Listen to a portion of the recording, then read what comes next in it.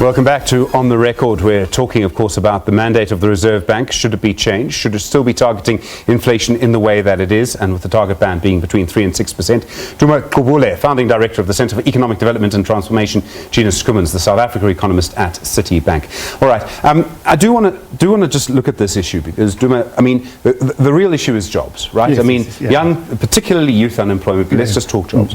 Do you believe then that if we change the mandate of the Reserve Bank, that would automatically, in the absence of any other reform, we'll come to that in a minute, but in the absence of any other reform, would it lead to more jobs? Not necessarily, but so then why do it? No. What I'm trying to say is it's how they practice. So how they practice, how they interpret the mandate. So we have a dual mandate like the US.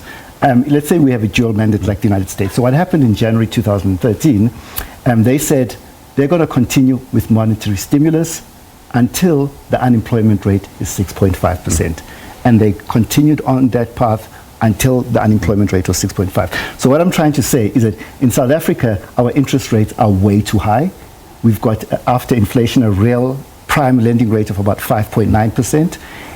And there is no demand pressures in the economy.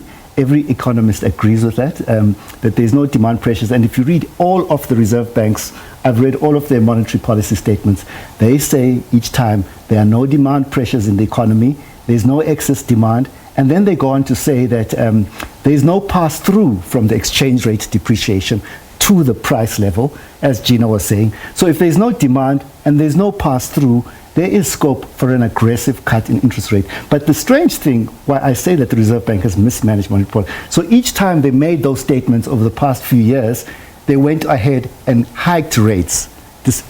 So I find that really strange, yeah. Gina, you disagree. I mean, we invited you to disagree. There are just two factors to mention there. I mean, if we're going to take the statements of the Reserve Bank to heart, then we must also take to heart the fact that the Reserve Bank has told us that monetary policy at its current levels are accommodative. So it's just something to throw in there, is that if monetary policy at its current levels are accommodative, just as the Reserve Bank says that there's no pass-through, then does our central bank think that there's massive benefit in cutting rates aggressively? So let's also establish, we may very well get a couple of rate cuts, but now we're talking about going down to 3% or something. In regards to comparing us to a dual mandate like in the US, the big difference is that in the US they've got other reform policies that are creating growth.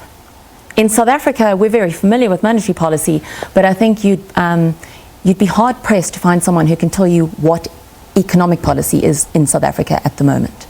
And that's, to me, that's the problem, is that we've got an entire government whose core objective is to create growth, which will create jobs.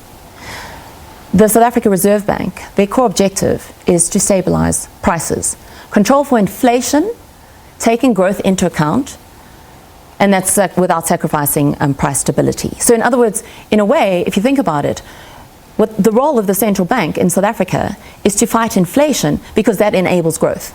Because unless you keep inflation stable, you can't get growth. So you're saying the Reserve Bank provides one of the necessary conditions, yes, and the other necessary conditions are absent. Absolutely. You need fiscal policy to become a lot more clear.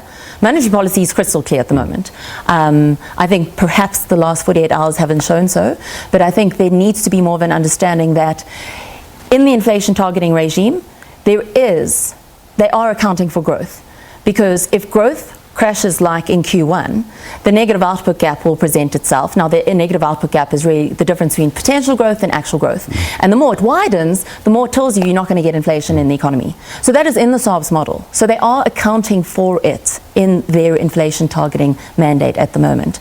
But again, they are responsible for fighting inflation, keeping prices stable. And price stability enables growth.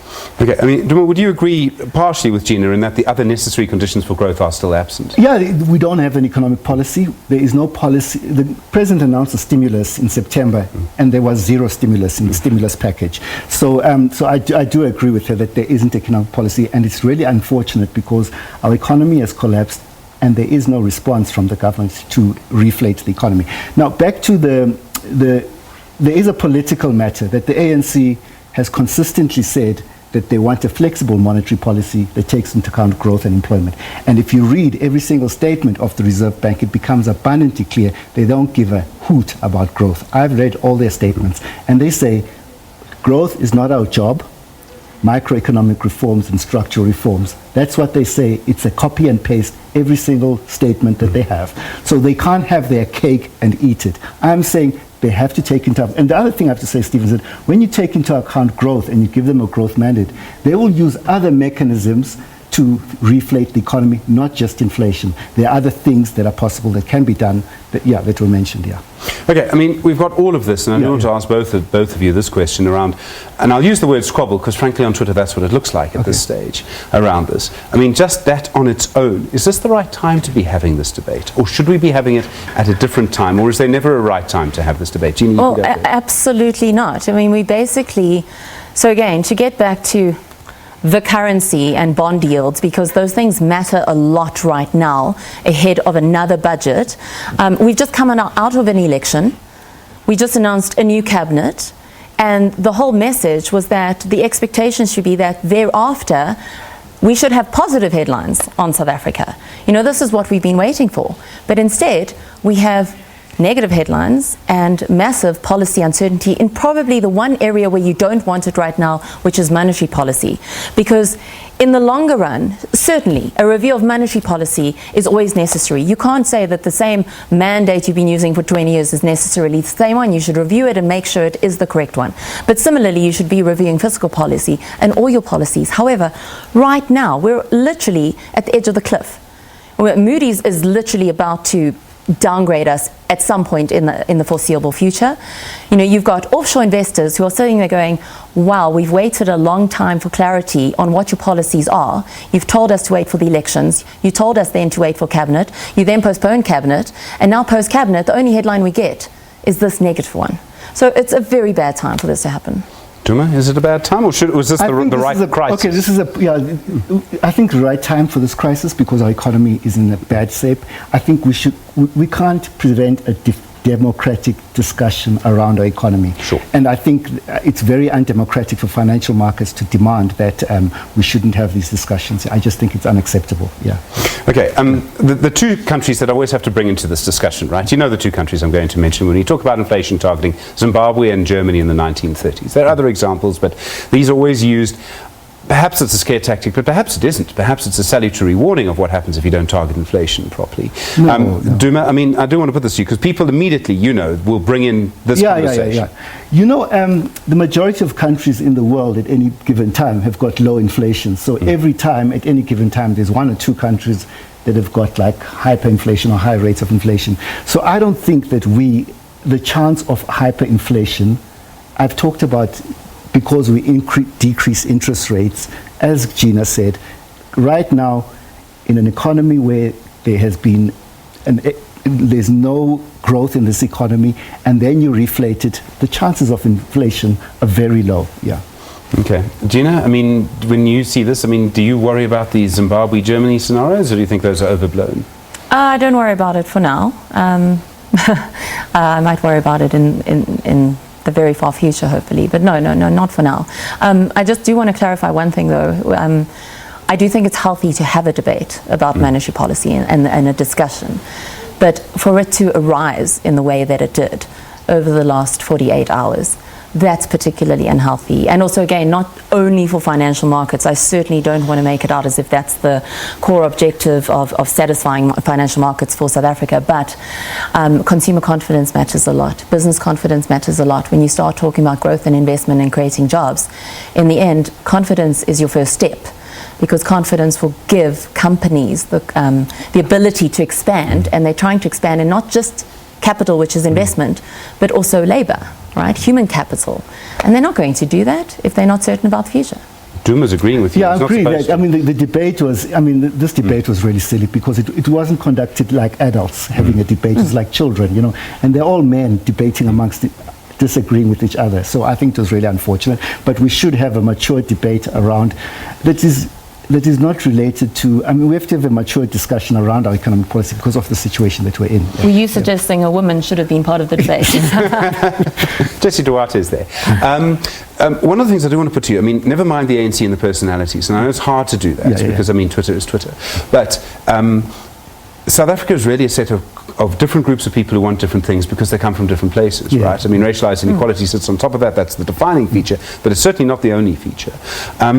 And the question then is, and I'd like to put this both to you as a sort of closing comment, is why has it been so hard for this country to come up with an economic plan that works? I mean, yes, it's true, there are more people in jobs now than there were in 1994, but there are far more unemployed people, and that was all foreseeable. We knew that that was going to happen, that the population was going to grow and that it was going to be young.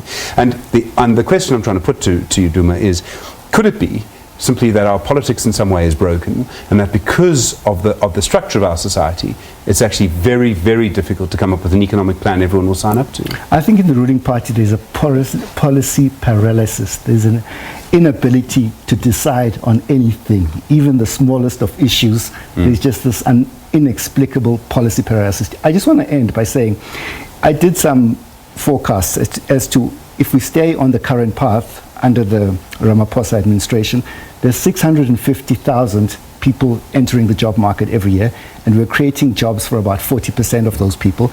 We've got 10 million unemployed people. If we don't change, we will be at 12 million by the end of the president's first term. And I think that is a recipe for disaster. So at some point, is it going to take 10 million people, 11 million people, 12 million people unemployed for him or the government to realize that they have to do something? I mean, if you look at what happened in Argentina recently, the Macri government, things just got from bad to worse. They're going to bring back a socialist president they had. And I'm saying that our president will not get as long time as Jacob Zuma did.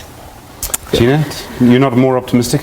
No, not at all. I couldn't agree more than on that topic of the demographic profile. I mean, in the end, you've got so many youngsters moving into that labor force, and usually that's gold for an emerging market, for a developing country, because it could be massive spending power. But if you don't create jobs to create income, then that income is going to come from either the state, who can't afford it, or crime and corruption. And all three of those things do not make for a happy, content society. And then you have another bigger problem on your hands. Well, thank you very much indeed. I really do appreciate your time tonight. Duma Kobule, the founding director of the Centre for Economic Development and Transformation. Gina Skuman, the South African economist at Citibank.